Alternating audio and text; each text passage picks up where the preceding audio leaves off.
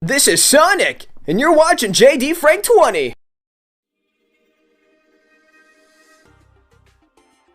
What is up, everybody? And I got more Frontier news. Thanks, Jefferson, for the quick update here. Thankfully, I got off work early today, and I got the updates right here. According to the Sonic the Hedgehog Twitter handler, we got new modes, new Coco, new playable characters? Say what? More Sonic Frontiers content coming your way next year. And you're seeing right here the screenshot, obviously right here, what they're giving you. They're basically giving you 3 updates right here for the 2023 content roadmap. First of all, I love the fact that Sonic Frontiers is giving you all this. It's free, by the way.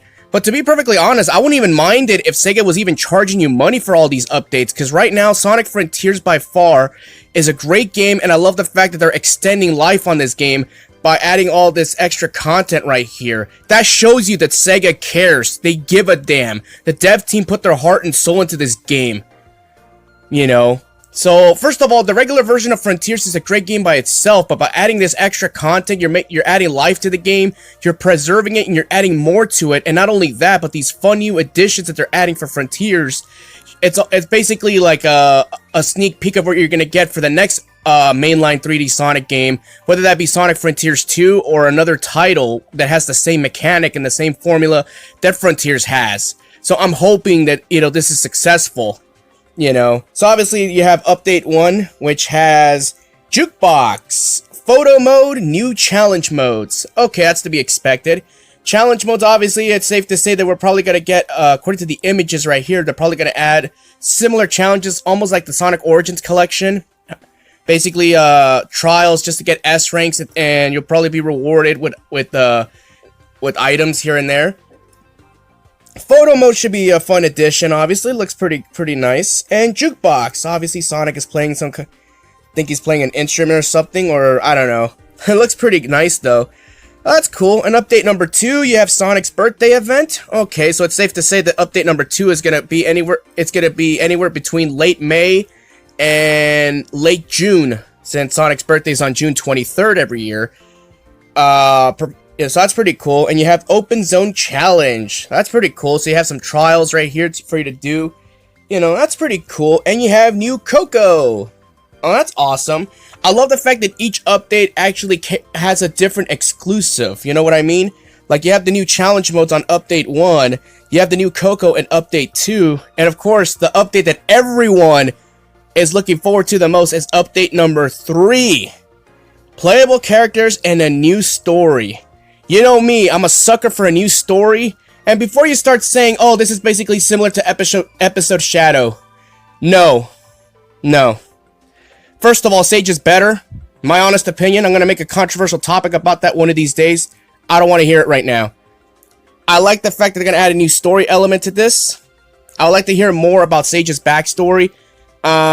We already know basically the end game, what happened, but at the end of the day, I want to hear like the origins, what happened between what transpired at the end. And of course, new playable characters, obviously, as you're seeing Tails, Knuckles, and Amy in that order. That's fantastic right there. And everybody, before you start typing in the comment section, no, we're not going to get Blaze, we're not going to get Rouge, we're not going to get Shadow, so please stop wasting your time. And don't be some of these pessimistic fans that are saying, where are these playable characters? It's only the main core characters. Get that through your skulls, please. So I'm excited right here. So obviously it's safe to say that they're all going to have their own unique playstyle. Knuckles by far is going to be interesting how his combat's going to work.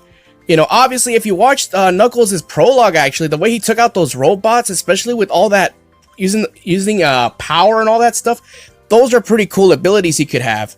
I'm really looking forward to Amy's combat, of course, and of course Tails should be interesting too. Let's see how Tails does, because let's be honest, Tails is not really one to really know how to defend himself, using his fists or using his using his fists basically to fight back, apart from Sonic Boom Rise of Lyric, the only other game where he actually had some form of combat. Amy, we already know she can defend herself. Knuckles, it's self-explanatory. So that update's going to be very impressive. And right now, obviously, I'm just showing off basically the Twitter replies right here. I like this one right here, basically by the NCS Master. And it's all free. Nah, pack it up. God of War and Elden Ring, the discussion is over. Sonic Frontiers wins, and it's whipping out the bat to beat the crap out of these two titans. I love that meme, by the way. You know, and of course, here's Mad Society's tweet right here. My thoughts exactly. I'm shocked mostly because after seeing Sonic Origins, disgusting DLCs that should have been part of the main collection, but Sonic Frontiers is DLCs, and they says hell yes. Absolutely. The fact that Sonic Frontiers is doing all this for free compared to Origins, again, Origins is controversial for its own reasons, and the fact that Amy Rose wasn't even playable in Origins, that alone warranted, you know, the controversy and the hate that it got. You know, obviously I made a take on that, and you know what I feel about it. I'll leave a link in the description to my take on the whole Amy Rose situation in Sonic Origins, but the fact here in Frontiers that they're actually going to make her playable alongside Knuckles and Tails, that's fantastic right there for Frontiers. SEGA really didn't have to go this far for all this. You know, all this, they could have easily charged money for this DLC. I would have had no problem giving SEGA my money. For the first time in a long-ass time, SEGA actually shows they actually give a damn. They have heart. You know, you gotta have heart when you're doing this. When you put your, you know, when you put passion and everything into a game, you gotta have heart. That's one thing. That's why I have no problem giving SEGA my money for this. I mean, look at this. I already bought Sonic Frontiers 3 times. You know, obviously one copy's going to my nephew. One, I bought it for a good, for a subscriber who's a good friend, and my own copy right here. Like, seriously. Hell, I feel like buying the PlayStation 4 or PlayStation 5 version. Just cause, you know, that's how much I care about the franchise. That's really fantastic right there. Now, not to take anything away from this update, and we're also going to get a new costume, obviously, for Sonic on December 21st, which would be the Christmas costume, which is awesome, by the way. You know, that's amazing right there. Like I said, I mean, Sonic Frontiers is just a gift that keeps on giving.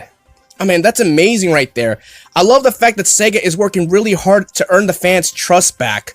At the end of the day, all I care about is trust when it comes to a developmental company. I don't care about you know, games that are graphical, that have graphics and things like that. Take Game Freak, for example. They released an unpolished turd in Pokemon Scarlet and Violet. I already made a video about that, but yeah, people were willing to defend that game. That's understandable. More power to you. If you want to defend that game, do whatever you want. I don't care. But at the end of the day, for Sonic Frontiers, I'm glad to give that company my money because they show heart and passion. You see? And they're giving you free stuff like this. And what the hell is Game Freak going to do? They're probably going to give you 3 season passes and charge you $30 for all 3. You know, that's understandable. Game Freak can do whatever the hell they want. I don't care. At the end of the day, that company has no heart. They have no soul. That company hasn't really given a damn since Generation 5. And I'm being honest right here. Where for Sonic Frontiers and SEGA as a whole, they give a damn right here, and they're doing everything they can to win over the fans back after so many losses Sonic has taken for over a decade, and I couldn't be any happier. Everybody, let me know what your thoughts are about all these updates, and let's go from here. Peace out.